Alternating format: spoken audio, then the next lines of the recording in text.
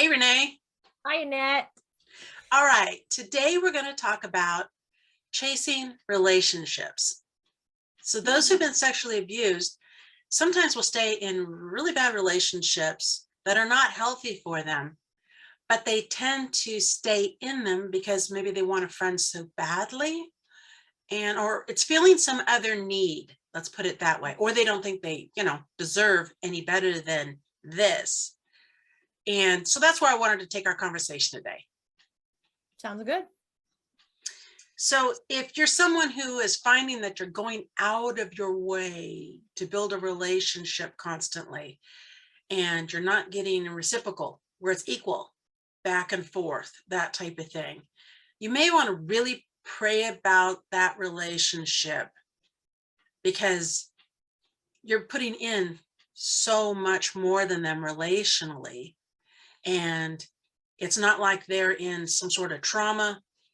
It's regular everyday, interaction, maybe at work, or you don't want to let the relationship go. But if you see that you're always the one that calls, you're always the one that sends a text before you get a response back, it might be time for you to just hold and see what happens. And if you sense in prayer that something wrong is going on with them, definitely do follow up.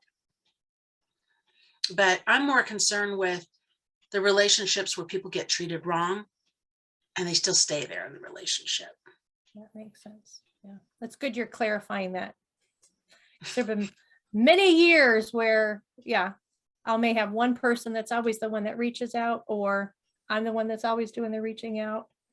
So sometimes that's a personality thing of who's that pursuer. Yes, it might be more of a temperament type thing. However, in this case, I'm talking about someone who disrespects you all the time.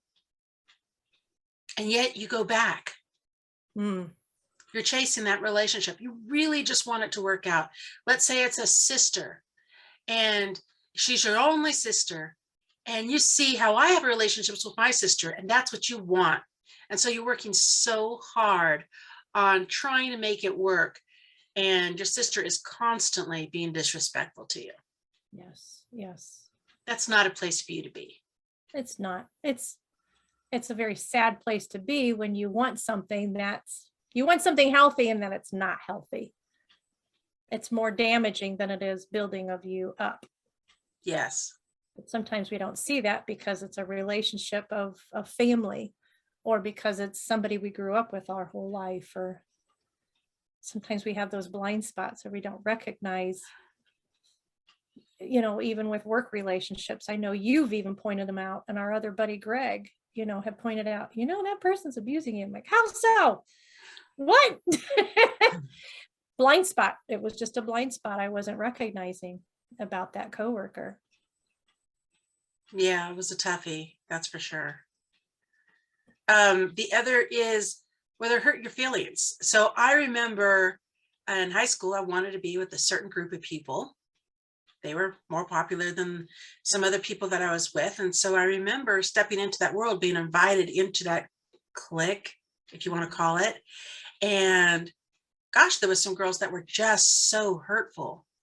It wasn't a place for me to be in. And I was trying to survive with some very hurtful people surrounding me. And it was time to leave. Oh.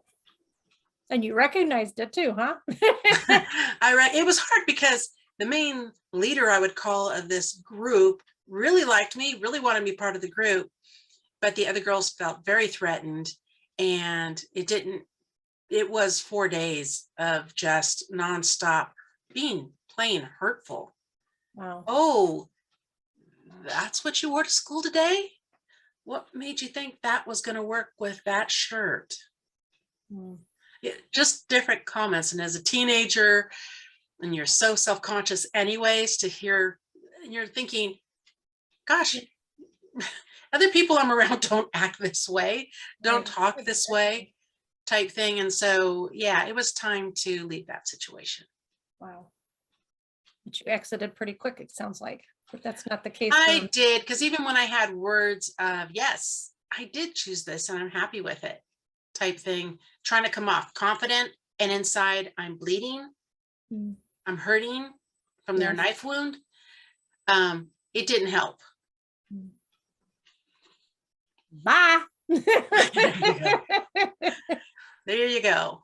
Bye. Absolutely.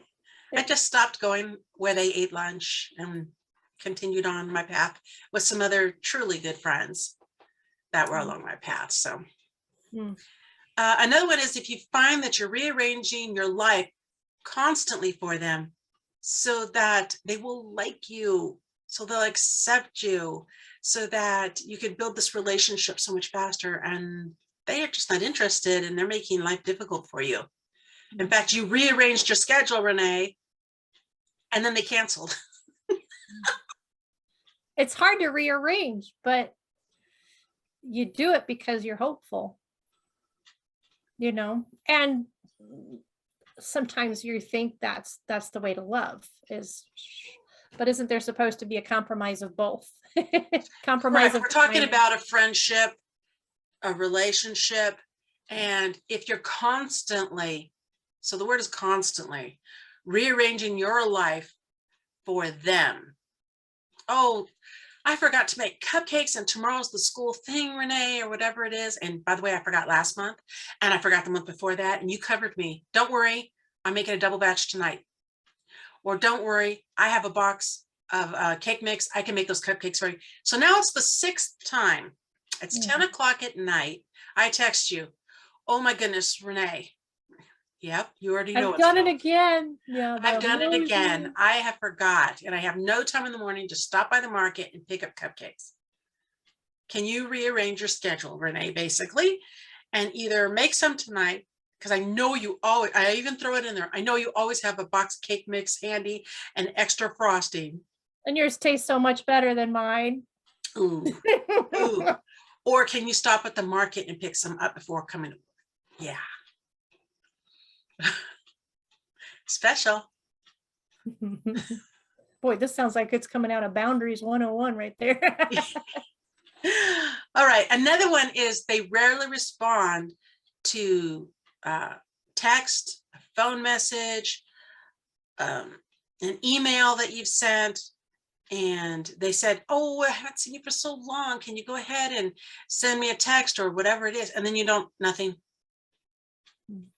And then you see them again in public again, and they said, well, I sent you a text. Oh, I must not have gotten it. And I also sent you the email. And some of our servers tell us when you've opened a text message.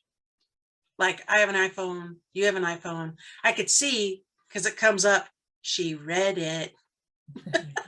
Yes, it's read or delivered or something like that. Yeah, delivered is one thing. Read means Renee saw it. Right. So now she's got to respond type situation. So if they're rarely responding to you that way wise, or phone call messages or things like that, it's something to pray about, that maybe this is not a relationship for you to pursue at this time. Again, always remember somebody may be going through something in their life. Right. That's preventing the other. So we're talking, it's a constant thing. Right. Yeah. All not showing up for dates they agreed they'd show up for. You even saw them put it on their calendar. In fact, it was their idea that we meet at the coffee shop on this date. And then you're on your way. It takes you an hour to get there. And it takes them 15 minutes to get there. And they cancel, and you're 15 minutes away from the place. And you bent over backwards to serve that. Again, Yeah. I rearranged my life because I was excited. I really wanted to spend time with this person. And it'd be easier if I met them, because my schedule's so much more flexible than theirs. And yet they canceled again, but they canceled really late. And I already drove all the way to get over there. Again, if it happens constantly, they fail to not show up for dates that you agreed upon. If you do go ahead and decide, you know what, it's worth it. It's worth it to stay in this relationship with this friend that treats me all the different ways that we talked about. Be prepared to not have a sound mind, to emotionally not be very happy a lot of the time. It just leaves you in chaos because you're not sure which one of those things they're going to do. Yeah. I find the best thing to do is to mourn the loss. Yeah, it's going to hurt. Darn it. I really wanted to be part of that group. Like I was in high school. I really wanted to be part of that group. It was gonna, this and that. I thought of all the different advantages I'd have in that group. And yeah, I mourned the loss and found that I just needed to move on and be grateful Yeah. that I can go ahead and start another relationship with somebody else. Yeah, and not feel guilty either, because that is something that Satan will try to throw big time, is this guilt that you're not being sacrificial anymore. I'll call it that. Because you thought that was your calling to have this relationship with them, or you thought it was ministry or their family. I can't separate from them. We have all these Right. reasons why we think we have to stay in the relationship and stay engaged in the relationship, but sometimes it is not healthy, and sometimes it's not reciprocated, and sometimes it's not a person you're supposed to continue discipling anymore. But there has to be a halt. Yes, absolutely. It's hard. That's a hard place to be, because I know you and I have been there. I still remember the first time saying no to a disciple, of not being able to move forward anymore in the relationship. Why? Because she continued to say she wanted to get counseling, or continued to say she wanted to this, do that, get out of her abusive relationship with a man, and continued to keep going into these things. And so it was just this revolving record player every time we were together, and she wasn't moving forward. And I was done hearing it for, I'm talking months on months and months on end. And then I'm not being respected with my time, or my family's time, or even my rest. And it was like, okay, you're asking too much, because she just kept overstepping boundaries as well. And it was all about her. And friendships are supposed to be both ways. Even discipleship, there has to be a little bit of care in there, I would think. So God made it pretty clear it was time to say no more. Go get professional help. When you walk away from this other relationship, let me know. And we never picked it back up, really, because she chose not to get the help she needed. But it was her choice. Exactly. And I wasn't the scapegoat to continue coming behind and cleaning manure. I'm just going to say it like that. We're that's not our job as a friend. That's not our job. This doesn't, what I'm talking about, chasing a relationship, building a relationship with those who are disrespecting you, hurting your feelings, and all of that. I'm not talking about letting go of your marriage relationship. I'm talking about friends, sister, family, that type of thing, with boundaries that way wise. When it comes to the marriage relationship, there was a covenant made, and that would be a whole separate video to do on the marriage covenant, why you stay with the relationship and all that's encompassed in all of that. Yeah, definitely different. It is. But again, I can see with a lot of the ones that I work with that they're staying in relationships, or they keep going back to their family who will be ripping them apart, and they come back home and they're just, they're beat up in the spirit. They're beat up in their soul. It's like, well, for Pete's sakes, don't do Thanksgiving over there. Have Thanksgiving at our house. Have Thanksgiving at somebody else's house. There's no set rule that you have to have Thanksgiving at your parents' house, or family, blood family. You could have Thanksgiving anywhere. You could have Christmas anywhere. But to that defense, I'll throw this out there, is that some of us believe there's these laws of nature, or these rules that we have to follow to be a good person. You know what I mean? And so they think they're required, because they're family, or because they're a friend. I'm committed to having to It could be a cultural thing. Could be a cultural thing. Well, all my siblings are going to be there, so I need to be there. My family, that type of thing. But what am I teaching my children by watching me go, and by being by me as I'm being torn apart? What am I teaching my children? Right. And that's something that you would have to discuss with God. for sure. If you would stay in it. And it's not things that you question a lot of times. Yeah. You just think it is, that's what you always got to do, but you don't. We're here to tell you, you don't. Yeah, and we're all human, and we are all going to have days that were not so great. I mean, look at Renee; she sticks with me. I'm shocked. Type situation, but it's not all, flowers and beautiful sunshine type situation. Yet, there's forgiveness in friendship as well, and there's also, if somebody is being disrespectful, ways of you bringing it up. Ways of you bringing up, hey, that hurt my feelings. I don't know if you're aware of this, but that really hurt. That cut deep. Mm-hmm. And that's what a true friendship should be able to do, where you're able to have those conversations. Yes, it takes time. It takes investment. Courage. And yes, and it takes courage. Otherwise, it's a friendship, but it's more surfacey. Right. And we have all different types of friendships in our lives. But I'm trying to talk people out of staying in relationships that are damaging to them, that are tearing them down. Yeah. And then they're coming home, they're licking their wounds, and they have to start over again. What kind of life is that? The life is important. I'm not saying it that way. Life is important, but you're not living life to its fullest that you could, because you keep going in and you're getting beat up. Verbally or through judgment, however you're being mistreated by these people.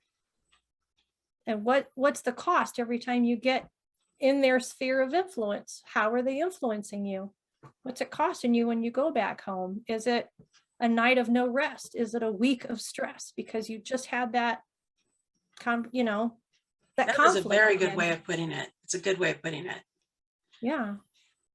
An example was, so I had this person that I'm discipling, and she would go visit her family. Well, her father was the one that abused her, and her father is still in the family, and the father and mother are still married. And and these are adult siblings that she's there, and she brings her children. And she said she made amends with her father years ago. He said, I shouldn't have done that. That was his way of apologizing. I shouldn't have done that. So now when she would go over her house and bring the kids, that type of thing, he would still do little gestures that were inappropriate. And she'd come away, Not good. and nobody would really see it, because it would happen when people weren't really looking. Or he'd make a comment talking about how he thought this part of her body looked really good, or whatever it was, or that. And then she'd go home and she goes, I just felt like I was being molested all over again as a child. And I know I'm not. And she was blaming herself for letting her mind go there for the whole process. Blaming yourself for being misinterpreting what she for misinterpreting. I said, well, tell misinterpreting. me exactly. And so when she explained exactly what he was doing and such, it was like, no,